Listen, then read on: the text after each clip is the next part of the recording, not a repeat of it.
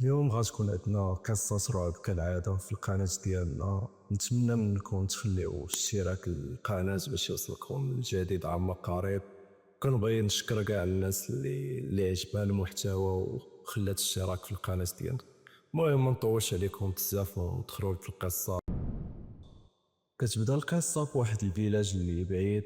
الجو اللي كان مسيطر في داك الفيلاج هو الهدوء والسكينة بطبيعة الحال. هاد الفيلاج كان كيسكن فيه البطل د القصة ديالنا اللي سميتو سيمو. سيمو كان شاب في العشرينات وما كانش كيآمن بأي حاجة عندها علاقة بالعالم الآخر أو الخرافات أو المعتقدات ديالنا. كان كيقول بلي داكشي غير أساطير وصافي، ولكن داكشي اللي غادي يطرى ليه من بعد غادي يبدل ليه حياته كاملة. سيمو كان جالس في واحد القهوة هو وصحابو كيهضروا كالعادة ديالو. حتى فجأة كينطق واحد من صحابو وتيقول لهم واش تعقلوا على مدرسة الأمم القديمة اللي مسدودة هذه أكثر من 20 عام وبسبب الحريق اللي التهم الأساتذة الأطفال وما خلى فيهم حتى واحد. وتيقولوا باللي رغم تحريات الشرطة والتحقيقات ما عرفوش شكون تسبب في ديك العافية اللي التهمت كلشي. الناس ديال الدوار تيقولوا باللي طفل واحد اللي تمكن ينجا من ديك الحادث. واحد من صحاب السيمو ما كيهضروا كينطق بكل سخريه وتيقول واش كتعرفوا باللي لحد الساعه الناس كيسمعوا الجرس ديال المدرسه كيضرب في وسط الليل غير بوحدو. السيمو رد عليه بواحد السخريه كثار من اللي قال صاحبو، قال له واش ميتك اصاحبي باقي كتامنوا بهاد الخرافات ومتيقينهم؟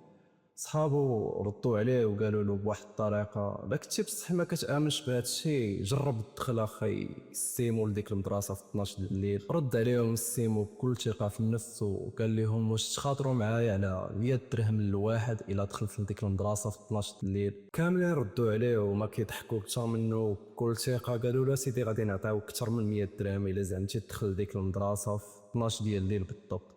صافي السيمو جاتو ربحة واصلا هو تايق في راسو ما كيامنش بداك الشيء، وافق على التحدي ديالو. تيقول السيمو باللي بقيت كنتسنى توصلت 12 ديال الليل ديال لاخت ليه باش نبدا التحدي ونربح الفلوس اللي تحديتهم عليها.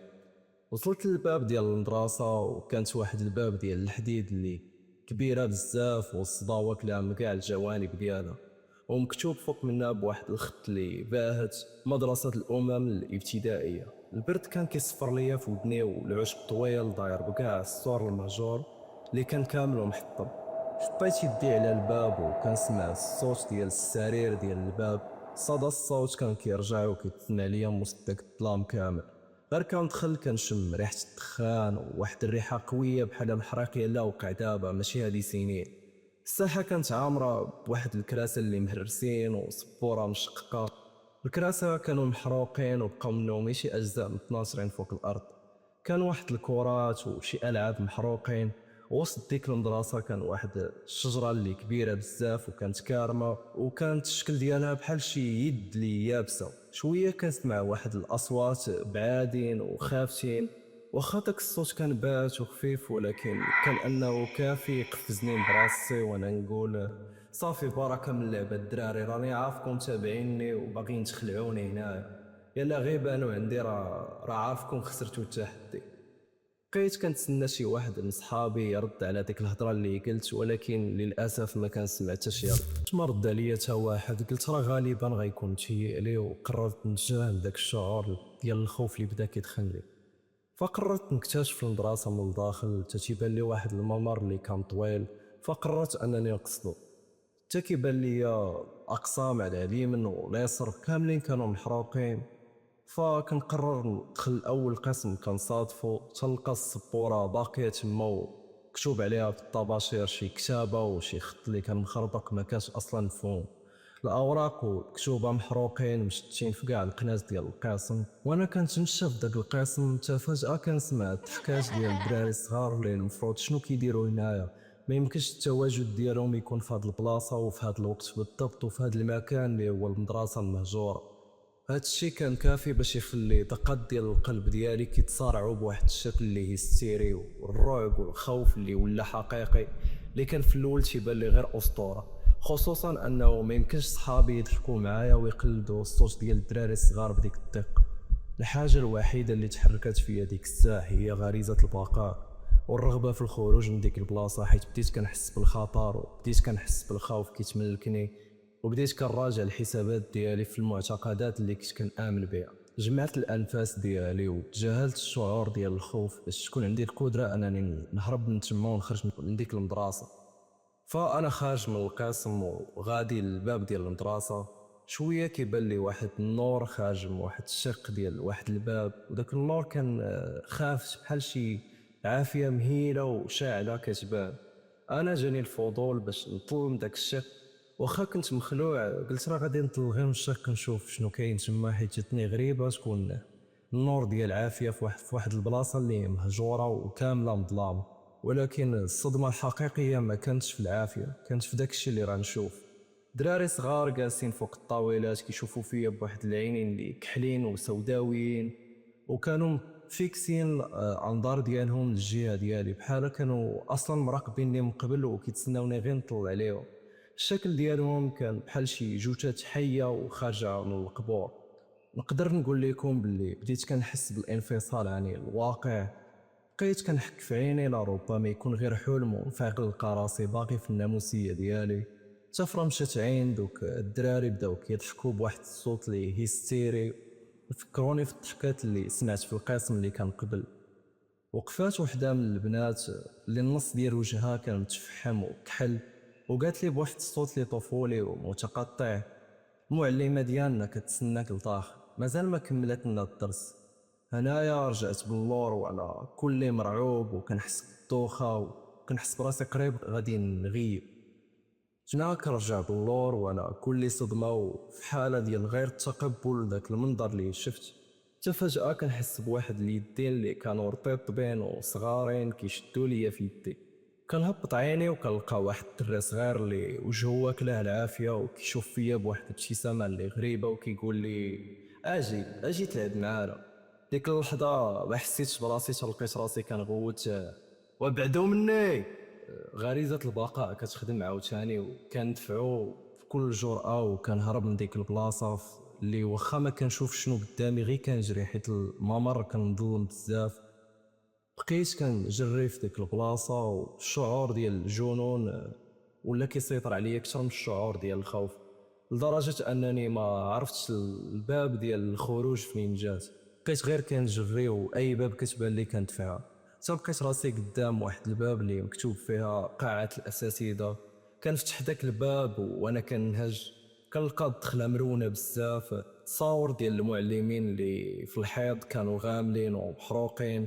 وسط داك البيت كانت واقفه واحد المراه وعاطياني بالظهر، كانت لابسه كسوه كحله غامقه وشعرها كان مجموع الفوق.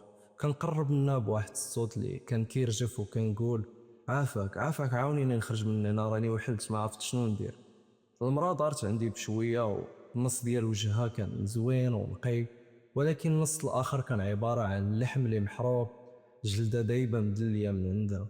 ابتسمات وقالت لي انا هي المعلمه. رجعتهم للقسم باش يكملوا الدرس، وشيرات بيديها للباب، وداك الباب فجاه بوحدو كيتفتح بواحد الصوت اللي مجهد بزاف. تما زاد تخلعاتني كثر حيت عرفتها ماشي انسيه. هربت عاوتاني وكنقول راه باينه ماشي انسيه، علاش اصلا انا قربت ليها في الاول. هربت للساحه كنجري نقلب على شي مخرج من تما، ولكن للاسف كاع البيبان كانوا كاينين من غير الباب اللي دخلت منه. حسيت براسي بحال في شي دوامه كتعاود بدون مخرج. حتى فجاه كنسمع دوك الضحكات اللي ديجا سمعتهم من قبل، وكندور نشوف المصدر ديالهم، كنلقى دوك الدراري الصغار اللي شفت واقفين في الصفوف اللي مقاده بحال شادين الطابور ديال الصباح باش ياخذوا الفطور ديالهم. كلهم كانوا لابسين طابليات محروقين وعينيهم كحلين. المعلمه وقفات قدامهم وزدات يديها بحال كتعطيهم شي اوامر، وقالت: اليوم عندنا تلميذ جديد سميتو سيمو. دراري داروا عندي في دقه وحده وبداو كيعاودوا بواحد الصوت اللي غليظ ما كيشبهش الصوت ديال الدراري الصغار نهائيا: سيمو سيمو سيمو سيمو. بداو كيعاودوا داك الصوت وكيقربوا مني شويه بشويه. الخطوات ديالهم كانوا ثقالين بزاف، لدرجه ان الارض كانت كترعد معاهم وقلبي كان كيترعد اكثر. ملي شفت داك المنظر ما قديتش نبقى واقف على رجلي، كنطيح للارض ما قادش نهرب، حتى الرغبه ديال الخروج ما بقاتش. غريزه البقاء اللي كانت من جياني هذا الوقت كامل كنحس بها بحال اللي طفات، بحال اللي استسلمت الامر الواقع. وكنقول اللي بغى يوقع يوقع وسط الافكار ديالي كاملين، وداك الصوت ديال السيمو السيمو السيمو اللي ما بغاش يسالي.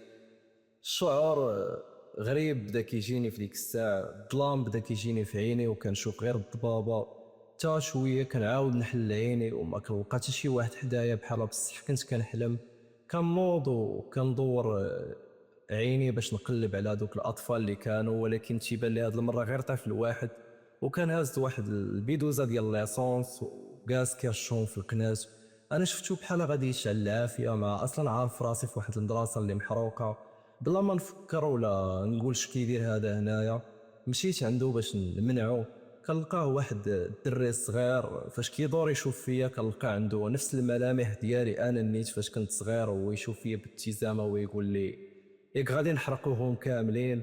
ما جاي سالي الجمله ديالو حتى كنلقى راسي حل عيني في الناموسيه ديالي. وفرحت وكنقول وقيلا راه بصح كنت كنحلم. ولكن فاش سولتهم شنو طرا، قالوا باللي لقاوني مليوح حدا الباب ديال المدرسه، وشي كان عامر كله بالحموم وريحه الدخان كتعطعط مني. هنا كتكون سالات القصه ديالنا. واش في نظركم يكون السيمو هو اللي شعل العافيه في المدرسه فاش كان صغير؟